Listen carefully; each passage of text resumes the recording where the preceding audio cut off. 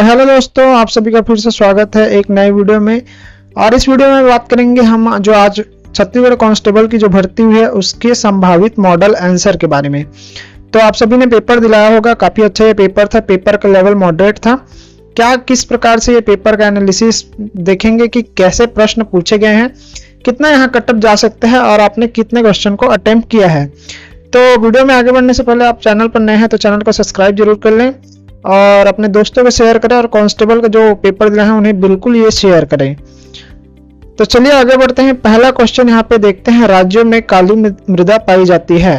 तो सबसे पहला ये क्वेश्चन में मेरे को थोड़ा सा डिलेमा लगा, क्योंकि ये आप देख पाएंगे कि महाराष्ट्र, मध्य प्रदेश, छत्तीसगढ़ और झारखंड इन क्षेत्रों में काली मृदा पाई जाती है करके दिया है, लेकिन यहाँ पे आंसर में सभी आंसर नहीं दिए गए हैं। जबकि मैं बता दूं कि महाराष्ट्र में दक्कन जो ट्रैप है उसमें काली मिट्टी पाई जाती है और मध्य प्रदेश में भी राजमहल की पहाड़ी के आसपास, क्षमा चाहूंगा, मालवा के पठार के आसपास भी काली मिट्टी पाई जाती है। उसी प्रकार अगर छत्तीसगढ़ को एलिमिनेट कर दें, अगर छत्तीसगढ़ नहीं रहता तो यहाँ पे आंसर देखने को नहीं मिलेगा। तो पहला क्वेश्चन ये थोड़ा सा डिलेमा वाला क्वेश्चन लग रहा है, तो ये थोड़ा सा आपका क्वेरी में रहेगा, इसको रखेंगे थोड़ा सा क्वेरी में, ठीक है। और फिर इसके बाद आगे बढ़ते हैं। तो ये पहला क्वेश्चन छोड़ दें, तो इसके बाद दूसरा क्वेश्चन का देखते हैं। तो ये क्वेश्चन नंबर 2 के बारे में बात करें कि कंप्यूटर संबंधी शब्दों के परिभाषाओं का मिलान कीजिए। तो इस क्वेश्चन का आंसर रहने वाला है डी।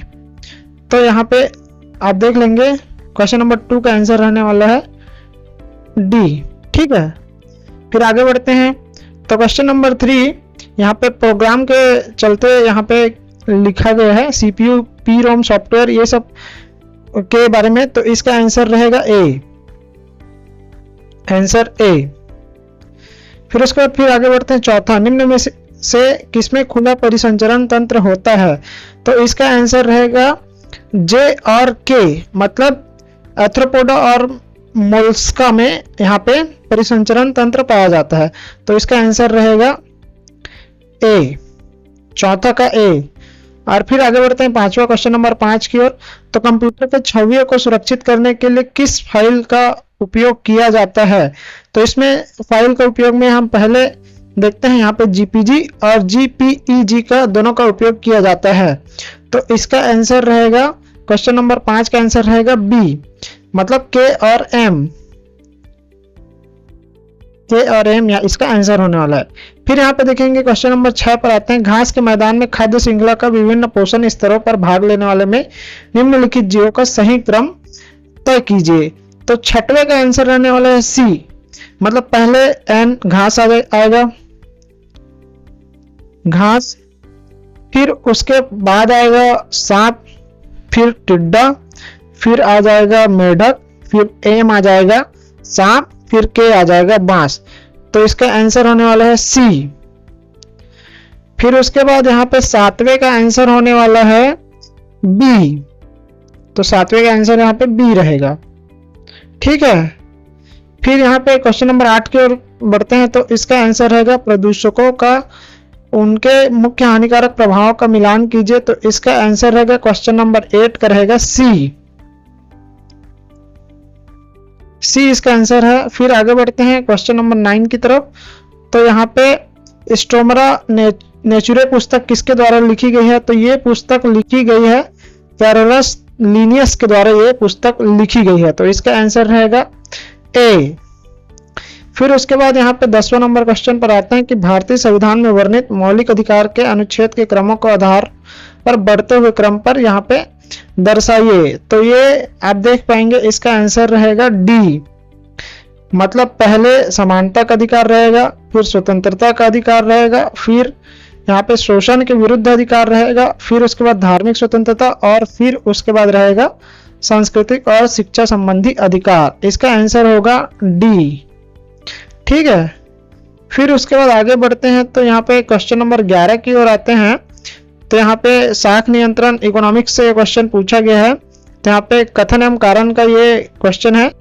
तो अभिकथन और कारण है, तो इसका आंसर रहेगा ए, दोनों ही सत्य है और व्याख्या करता है।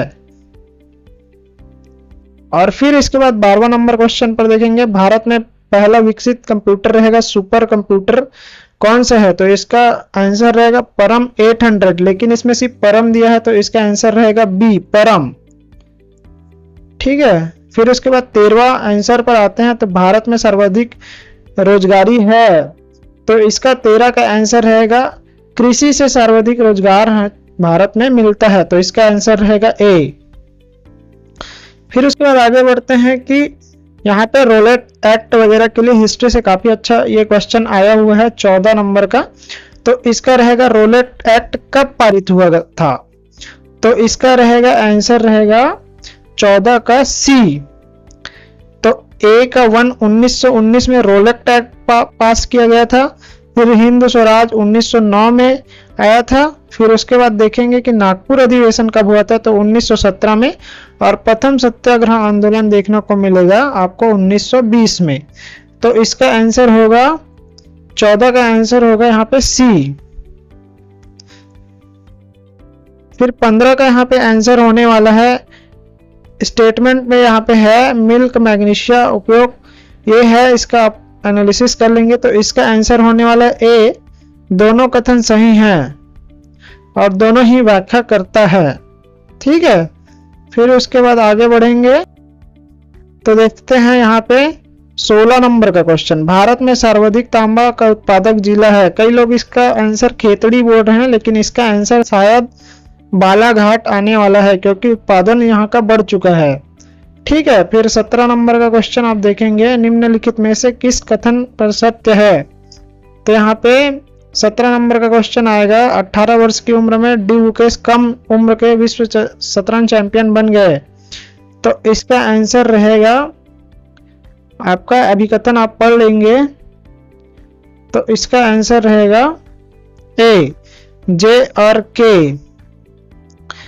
ये 20 उम्र के विश्व शतरंज चैंपियन खिताब जीता, ये नहीं है। गुकेश ने विश्व शतरंज चैंपियन स्वीडन में जीता, ये नहीं है। तो इसका आंसर रहेगा ए, केवल जे और के इसका आंसर होने वाला है 17 का, आप देख लेंगे। ठीक है, फिर उसके बाद यहाँ पे 18वां नंबर का क्वेश्चन होने वाला है कि सांस्कृतिक महत्व में निम्नलिखित में से गौरव का चरम कालानुक्रम को व्यवस्थित कीजिए। यहाँ पे 18 का रहेगा सी, MOLKN, भीमबेटका, फिर खजुराहो, भीमबेटका, उसके बाद धौलावीरा, फिर उसके बाद तक्षशिला, फिर के नालंदा, फिर एन खजुराहो, ये रहेगा आपका आंसर। तो 18वां का आपका सी आंसर होने वाला है। फिर यहाँ पे 19वां का है, फिर से कथन कारण का ये क्वेश्चन काफी घुमाने वाला। तो यहाँ पे इसका आंसर रहेगा सी, कथन ए सत्य है, कथन एस सत्य है, कथन आर असत्य है, इसका आप देख लेंगे सी। फिर उसके बाद यहाँ पे आगे बढ़ते हैं क्वेश्चन नंबर 20 की ओर। हिंदी कवि विनोद कुमार शुक्ल के बारे में यहाँ पे ज्ञानपीठ पुरस्कार के लिए बारे में पूछा था, काफी अच्छा ये क्वेश्चन है। तो इसका आंसर रहेगा डी, सुमित्रा नंदन पंत। ठीक है, तो इसका आंसर होने वाला है डी। फिर चलते हैं हिंदी, अब इसके बाद ये छत्तीसगढ़ जीएस पर आ जाएंगे। इंडियन जीएस खत्म हो चुका है, तो इसका आप देखेंगे कि किस प्रकार से यहाँ पे होने वाला है। तो 21 का यहाँ पे काफी अच्छा सत्याग्रह पे ये पूछा हुआ क्वेश्चन। तो सिहावा नगरी जंगल सत्याग्रह, कंडेल सत्याग्रह और छत्तीसगढ़ में भारत आंदोलन छोड़ो, ये सब आपको क्वेश्चन काफी अच्छा पूछा गया है। तो इसका पहले का आंसर रहेगा ए, मतलब यहाँ पे सिहावा का रहेगा, ए का रहेगा 2, 1922 में। कंडेल नहर सत्याग्रह हुआ था 1920 में, और भारत छोड़ो आंदोलन रहेगा 1942 में, और छत्तीसगढ़ में अंग्रेजों का नियंत्रण रहेगा ये रतनपुर में, ये जब हुआ था तब। ठीक है, इसका आंसर रहेगा ए। इसके बाद 22 नंबर के क्वेश्चन पर आएंगे कि छत्तीसगढ़ में नाचा के भीष्म पितामह किसे कहा जाता है। तो इसका आंसर रहेगा बी, दाऊद दुलार सिंह मंदराजी को यहाँ पे नाचा का भीष्म पितामह कहा जाता है। फिर इसके बाद आगे बढ़ते हैं तो 23 नंबर का क्वेश्चन, दीपावली को पर्व को मनाने का क्रम को व्यवस्थित कीजिए। तो इसे आप सभी जानते हैं, सबसे पहले होता है धनतेरस। ठीक है, धनतेरस, फिर आता है नरक चौदस, फिर लक्ष्मी पूजा, फिर गोवर्धन पूजा, फिर भाई दूज। इसका आंसर रहेगा 23 का ए। ठीक है, इसको आप ध्यान देंगे। इसके बाद क्वेश्चन नंबर 24, शिव गंगा तथा वेणगंगा नदी के बीच जल विभाजक रेखा कौन बनाता है? तो यहाँ पे आप देख सकेंगे कि ये काफी अच्छा क्वेश्चन है। तो इसका आंसर रहेगा मैकल श्रेणी। ठीक है, फिर यहाँ पे काफी अच्छा जनौला आया है, नानकुन मुकुरदास पुनः पहिरे 150 जनौला। तो केला तो नहीं हो पाएगा, पान नहीं होगा, कपड़ा नहीं होगा, तो इसका आंसर होगा प्याज। ठीक है, फिर आगे बढ़ते हैं। 26 नंबर का क्वेश्चन पर पहुंच चुके हैं हम। निम्न में से सार्वजनिक क्षेत्र के औद्योगिक इकाइयों में से स्थापना वर्ष के अनुसार सही क्रम में जमाइए। तो ये आप देख लेंगे सबसे पहले कौन सा यहाँ पे हुआ था, तो इसके बारे में बात करते हैं। इसका आंसर रहेगा, सबसे पहले रहेगा भिलाई स्टील प्लांट यहाँ पे स्थापित किया गया था। ये पहली पंचवर्षीय योजना, दूसरी पंचवर्षीय योजना की है। फिर ये 65 के आसपास यहाँ पे बालकों को किया गया था। सीपत अभी अभी हुआ है, एनएमडीसी बेलाडीला अभी अभी हुआ है। फिर उसके बाद ये है, तो इसका आंसर रहेगा कि सी, मतलब इसका आंसर रहेगा, यहां से आप समझ लेंगे तो इसका आंसर होने वाला है सी। ठीक है, फिर उसके बाद 26 के बाद आ गया 27 नंबर क्वेश्चन पर। पंचायती राज क्रियाकलाप पर निम्नलिखित समितियों को अवरोही कालानुक्रम के अनुसार समझाइए। तो ये इसका एक ट्रिक है, तो इसके बारे में हम बात करते हैं। तो यहाँ पे इसका आंसर होने वाला है, पहले आ जाएंगे यहाँ पे बलवंत राय मेहता समिति, फिर उसके बाद आ जाएंगे अशोक राय मेहता समिति, फिर उसके बाद जी.वी. राव समिति, फिर एम सिंघवी समिति। तो इसका आंसर आ जाएगा सी, 27 का आ जाएगा सी। फिर इसी प्रकार 28 का क्वेश्चन नंबर 28 का आप क्वेश्चन देखेंगे फिर से कथन कारण क्वेश्चन। ये काफी बहुत घुमाने वाला क्वेश्चन है, इसके बारे में आप देखेंगे। तो ये क्वेश्चन नंबर 28, तो कोरबा जिला तांबे का उत्पादन के लिए प्रसिद्ध है। तो तांबा के उत्पादन के लिए नहीं बल्कि यहाँ पे बॉक्साइट ज्यादा मिलता है, इसलिए यहाँ पे बालको यहाँ पे स्थित है। लेकिन कथन ए सही नहीं है, लेकिन कथन बी सही है। तो यहाँ पे आप देख लेंगे इसका क्या आंसर होने वाला है। तो इसका आंसर होने वाला है डी। ठीक है, बालकों में यहाँ पे भारत एल्युमिनियम कंपनी है, लेकिन वहाँ बॉक्साइट मिलता है, इसलिए वहाँ पे है। तो इसका क्वेश्चन 28 का रहेगा डी। फिर इसके बाद आगे बढ़ते हैं। तो 29 नंबर के क्वेश्चन यहाँ पर पहुंच चुके हैं। छत्तीसगढ़ में पंचायती राज व्यवस्था की निम्नलिखित में से कौन सी बुनियादी इकाई है? तो बुनियादी इकाई क्या है आप सभी बताएंगे। तो इसका रहेगा ग्राम सभा। सबसे ज्यादा यहाँ पे महत्वपूर्ण पंचायती राज में है ग्राम सभा। फिर यहाँ पे आएगा छत्तीसगढ़ को हर्बल स्टेट कब घोषित किया गया था? तो छत्तीसगढ़ को हर्बल स्टेट 2001 में घोषित किया गया था। ठीक है, फिर आगे बढ़ते हैं। तो 31 नंबर का क्वेश्चन, छत्तीसगढ़ की मुख्य फसल नहीं है धान, मक्का, बादाम, अलसी। तो बादाम यहाँ पे नहीं, यहाँ पे उत्पादन किया जाता है, तो इसका होगा सी। फिर 32 नंबर के क्वेश्चन पर आ गए हैं। छत्तीसगढ़ में जनजातियों में निम्नलिखित में से कौन सी विवाह पद्धति पाई जाती है? तो विनिमय भी पाई जाती है, हट विवाह भी पाई जाती है, अपहरण विवाह और क्रय विवाह। तो ये सारी विवाह छत्तीसगढ़ में पाई जाती है। तो इसका आंसर होगा डी, सभी, JKLM, सभी। ठीक है, फिर उसके बाद यहाँ पे आ जाते हैं 33 नंबर के क्वेश्चन पर। तो देखते हैं कि सेमीकंडक्टर निर्माण प्लांट की आधारशिला हाल ही में कहाँ रखी गई। तो यहाँ पे सेमीकंडक्टर का यहाँ पे OP चौधरी जी ने यहाँ पे बताया था ट्विटर से ट्वीट करके कि नवा रायपुर में यहाँ पे सेमीकंडक्टर प्लांट लगाया जाएगा, जिसमें 1 करोड़ सेमीकंडक्टर यहाँ पे उत्पादन करने का यहाँ पे लक्ष्य रखा गया था अगले वर्ष तक। तो इसका आंसर होगा बी। ठीक है, फिर 33 नंबर का क्वेश्चन से आ जाते हैं, क्षमा चाहूंगा 34 नंबर के क्वेश्चन पर। तो यहाँ पे 34 नंबर नीचे छत्तीसगढ़ की धान की खेती से जुड़े 5 चरण को कीजिए। तो ये सभी आप जानते हैं कि रोपाई, निंदाई, बुआई, जोताई, कटाई। तो सबसे पहले क्या होगा आप बताएंगे। तो सबसे पहले होगा यहाँ पे जुताई। ठीक है, फिर उसके बाद क्या होगा, जुताई होगा। फिर उसके बाद यहाँ पे बुआई होगा, फिर उसके बाद रोपाई होगा, फिर उसके बाद होगा निंदाई, फिर उसके बाद होगा कटाई। तो इसका आंसर होगा सी, सी, ये इसका सही आंसर है। फिर यहाँ पे होता है कि 35 नंबर के क्वेश्चन पर आते हैं, एड़ी के धोवान होना का मुहावरे का अर्थ है। तो ये बहुत बुजुर्ग लोग यहाँ पे उपयोग करते हैं कि तुम एड़ी के धोवान के लायक नहीं हो। तो मतलब इसका क्या होता है कि तुम एकदम तुच्छ हो, इसका होता है कि तुम एकदम तुच्छ हो। तो 35 नंबर के यहाँ पे आंसर होने वाला है 16 डी, क्षमा चाहूंगा। फिर आगे बढ़ते हैं तो यहाँ पे 36 नंबर के क्वेश्चन पर हम पहुंच चुके हैं। तो ग्रीष्म काल का अधिकतम तापमान 42 डिग्री से अधिक रहता है और कारण है इसका कि कर्क रेखा से गुजरती है। तो इसका आंसर आप सभी जानते हैं कि दोनों कथन ही सत्य है। मतलब कर्क रेखा छत्तीसगढ़ से गुजरती है, कौन कौन से जिलों से गुजरती है तो ये आप बता दें।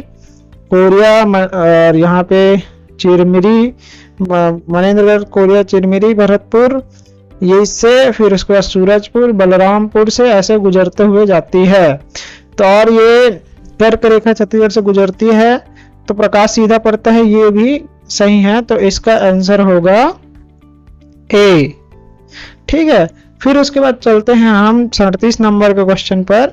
तो 100 से कम प्रति व्यक्ति वर्ग किलोमीटर घनत्व वाले जिलों की नाम बताएंगे 2011 की जनसंख्या में। तो ये काफी अच्छा क्वेश्चन है कि अभी आप जनसंख्या मतलब हुआ नहीं है जनगणना, तो पिछले जनगणना का डेटा पिछले, इसके लिए मैं आपको एक वो दूंगा, मतलब टिप्स दूंगा कि जब सेंसस होने वाला रहता है, मतलब अगला सेंसस अभी होने वाला है, तो उस सेंसस का अभी प्रभाव जो पिछला सेंसस का रहेगा वो पूछेगा। बीच में कम हो जाता है, जब नए सेंसस आते हैं तो ज्यादा पूछते हैं। फिर अगर सेंसस खत्म होने वाला होता है, मतलब अगला सेंसस होने वाला होता है, तब उस सेंसस का बहुत ही प्रभाव यहाँ पे पड़ता है।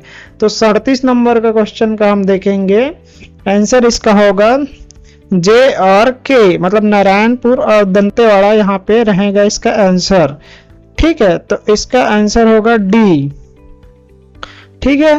फिर आगे बढ़ते हैं हम क्वेश्चन नंबर 38 की ओर। तो मराठा शासन काल में सूबेदार का मुख्यालय छत्तीसगढ़ में कहाँ था? अगर इसमें देता कि कोई और देता, मतलब पुणे वगैरह देता तो वहां रहता, लेकिन यहाँ पे शासन काल यहाँ पे रतनपुर में स्थापित था। रायपुर बाद में बना, बिलासपुर और राजनांदगांव का तो कोई सवाल ही नहीं उठता। फिर क्वेश्चन नंबर 39 पे आते हैं। तो निम्नलिखित घटनाओं को क्रमशः वर्ष के अनुसार जमाइए। तो यहाँ पे आप देख लेंगे कि कलचुरी शासन का अंत हुआ पहले, फिर कलचुरी शासन का अंत हुआ और ये सब लिखा हुआ है, तो एक बार पढ़ लेंगे। तो सारे स्टेटमेंट को पढ़ने पर यहाँ पे छत्तीसगढ़ में मराठाओं का आक्रमण होगा, फिर छत्तीसगढ़ की सूबा शासन का अंत होगा, बिम्बाजी भोसले का शासन होगा, छत्तीसगढ़ में ब्रिटिश नियंत्रण काल होगा। तो सबसे पहले क्या होगा? तो सबसे पहले होगा छत्तीसगढ़ में मराठाओं का आक्रमण होगा, मतलब एल नंबर 1 पर रहने वाला है, तो ऐसे लिख लेंगे। फिर उसके बाद देखेंगे, इसमें पढ़ेंगे तो छत्तीसगढ़ में ब्रिटिश नियंत्रण काल, ये मराठा शासन के बारे में पूछा गया है, तो ब्रिटिश नियंत्रण काल सबसे लास्ट में होगा, तो ये देख लेंगे। तो सबसे पहले देखेंगे कि एल सबसे फर्स्ट में कहाँ है और ओ सबसे लास्ट में किस में है, तो इसका आंसर होगा सी। तो ये आप देख लेंगे सी और ओ, फिर बीच का भी कोई मिल नहीं रहा है। तो उसके बाद भी अगर आपको लगता है कंफ्यूजन लगता है तो आप पूरे इसको मिलाएंगे, मतलब एल छत्तीसगढ़ में मराठाओं का आगमन सबसे पहले होगा, आक्रमण होगा, फिर कलचुरी शासन का अंत होगा, फिर उसके बाद होगा बिम्बाजी भोसले का शासन होगा, फिर छत्तीसगढ़ में सूबा शासन का अंत होगा, फिर उसके बाद होगा ओ, मतलब इस प्रकार से इसका आंसर होने वाला है सी, ठीक है। लेकिन थोड़ा सा ट्रिक लगाकर भी यहाँ पे निकाला जा सकता है। तो वर्तमान में छत्तीसगढ़ के पुलिस महानिदेशक कौन है? तो इसका आंसर होगा ए, अरुण देव गौतम। पहले इससे पहले कौन थे आप बताएंगे कमेंट कर। तो इससे पहले थे अशोक जुनेजा जी, लेकिन वर्तमान में अभी कौन है? अरुण देव गौतम जी यहाँ के नए पुलिस महानिदेशक बन चुके हैं, ठीक है। फिर आगे बढ़ते हैं तो देखेंगे क्वेश्चन नंबर 41 की ओर। तो भारत में बॉक्साइट उत्पादन के में कौन सा स्थान है? तो ये तीसरा स्थान यहाँ पे छत्तीसगढ़ का है। ठीक है, तो फिर आगे बढ़ते हैं 42 नंबर के क्वेश्चन में। तो छत्तीसगढ़ में कौन से जिलों में टीन का भंडार है? तो छत्तीसगढ़ में केवल टीन यहाँ पे आप जानते हैं कि सुकमा में ही मिलता है। काफी आसान क्वेश्चन है ये, आप अगर एक बार पढ़े होंगे तो आपके दिमाग में बिल्कुल रहेगा। फिर ये छत्तीसगढ़ पुलिस विभाग द्वारा महिलाओं सुरक्षा हेतु विकसित किया गया ऐप है। तो ये इसके बारे में थोड़ा सा आप सोचें, एनालिसिस करें, तो थोड़ा सा दिमाग लगाएंगे प्रेशर में। तो ये अभिव्यक्ति करके जो ऐप है वो महिलाओं के लिए सुरक्षा के लिए बनाया गया था। अगर आप जनमन नहीं पढ़ते हैं तो जनमन बिल्कुल पढ़िए, हर महीने जनमन आता है डीपीआरसी में, तो उसको एक बार पढ़िए, एनालिसिस काफी बहुत सारे क्वेश्चन उससे फंसा हुआ है। ठीक है, और फिर से यहाँ पे राज्य की कार्यपालिका के संवैधानिक प्रमुख कौन होता है, तो इसके बारे में हम बात करते हैं। तो संवैधानिक प्रमुख रहेंगे राज्यपाल। ये क्वेश्चन रिपीट है, इससे पहले भी क्वेश्चन में पूछा गया था। ठीक है, उसके बाद है ग्राम सभा की बैठक कौन बुलाता है? तो ग्राम सभा की बैठक बुलाता है कौन, आप बताएंगे कमेंट कर। तो इसका आंसर रहेगा एन, मतलब केवल ग्राम पंचायत ही यहाँ पे बैठक बुला सकता है। फिर आगे बढ़ते हैं क्वेश्चन नंबर 46 की ओर। तो 46 का क्वेश्चन आप देखेंगे कि निम्न में से राज्यपाल को अवरोही क्रम पर, राज्यपाल काफी अच्छा ये क्वेश्चन, बार बार ये पूछे जाने वाला क्वेश्चन है। तो ये 46 का होने वाला है, आंसर होने वाला है बी, मतलब JLKM। ठीक है, इसका एक बार याद रख लेंगे कौन कौन सा यहाँ पे है। तो सबसे पहले आप यहाँ पे थोड़ा सा दिमाग लगाइए। तो अभी वर्तमान में कौन है? तो वर्तमान में है रमन डेका। ठीक है, तो रमन डेका, उससे पहले कौन था? तो उससे पहले थे विश्वभूषण हरिचंदन जी। ठीक है, और उससे पहले कौन थे? तो उससे पहले थे अनसुईया उइके जी। फिर उससे पहले होंगे आनंदीबेन पटेल। तो ये करंट का ये मामला है, इसको आपको याद रखना होगा, और ये काफी अच्छा क्वेश्चन। फिर 46 के बाद आएगा 47 पे। तो छत्तीसगढ़ के अभ्यारण्य एक ही जिले में है। तो 47 नंबर का क्वेश्चन है। तो के और एम, तो यहाँ पे पामेड़ और भैरमगढ़ ये दोनों बीजापुर में है। तो ये इसका दोनों का आंसर होगा यहाँ पे। तो इसका आंसर होने वाला है 47 का होने वाला है बी, के और एम, मतलब पामेड़ और भैरमगढ़ ये है। ठीक है, फिर 48 नंबर क्वेश्चन है, नवा रायपुर में किस प्रकार से विशेष आर्थिक जोन विकसित किया जाएगा, मतलब किस विशेष आर्थिक जोन के बारे में बात कर रहा है। तो 48 का रहेगा आईटी सेक्टर। आईटी सेक्टर पे यहाँ पे विशेष जोन यहाँ पे डेवलप करने की बात कही गई है। फिर 39 नंबर पे क्वेश्चन पे आप देख पाएंगे कि निम्नलिखित में से लाला जगदलपुरी की रचना, तो लाला जगदलपुरी की रचना कौन कौन सी है? तो 49 नंबर पर देखेंगे के, एल और एम। तो हल्बी लोक गाथाएं, और यहाँ पे बस्तर की लोक गाथाएं, और आदिवासी बस्तर का वृहद इतिहास, ये तीनों जो है इसका आंसर होने वाला है। सॉरी क्षमा चाहूंगा। तो इसका आंसर सभी है, मतलब इसका ये सारे आपके लाला जगदलपुरी के रचनाएं हैं। तो इसका आंसर होने वाला है, क्षमा चाहूंगा, इसका क्वेश्चन आंसर है ए। ठीक है, फिर 50 नंबर क्वेश्चन को हम देखेंगे। तो यहाँ पे कौन कौन सा ये राज्य है उसके बारे में है। तो ये उत्तराखंड, आप ये काफी सरल क्वेश्चन है, उत्तराखंड से देहरादून मिलेगा। उत्तर प्रदेश में क्या है, क्षमा चाहूंगा, उत्तराखंड से मिलेगा देहरादून। उत्तर प्रदेश में है लखनऊ। तेलंगाना में क्या है, आप ये ध्यान दें, तमिलनाडु में चेन्नई है, और तेलंगाना में हैदराबाद है। इस प्रकार से इसका आंसर होने वाला है बी। ठीक है, और ये काफी अच्छा है। और ये पहला पार्ट है, और सेकंड पार्ट में मैं बताऊंगा ये जीएस का, यहाँ पे मैं सॉल्यूशन आपको दिया हूँ, और सेकंड पार्ट में मैं आपके लिए मैथ्स का जो है अपडेट लेकर आऊंगा। उसके बारे में मैं एक एक क्वेश्चन के लिए यहाँ पे पूरा बताऊंगा कि किस प्रकार से सॉल्यूशन होने वाला है। तो ये 50 क्वेश्चन में आपका कितना क्वेश्चन आ रहा है उसको देख लेंगे, और दूसरे पार्ट के लिए आप फॉलो मुझको जरूर कीजिए। थोड़ी देर में मैं वीडियो अपलोड करूंगा, और चाहूंगा कि आप सभी का काफी अच्छा नंबर आए और आपका सिलेक्शन हो। मेरी शुभकामनाएं आप सभी के साथ है, और धन्यवाद।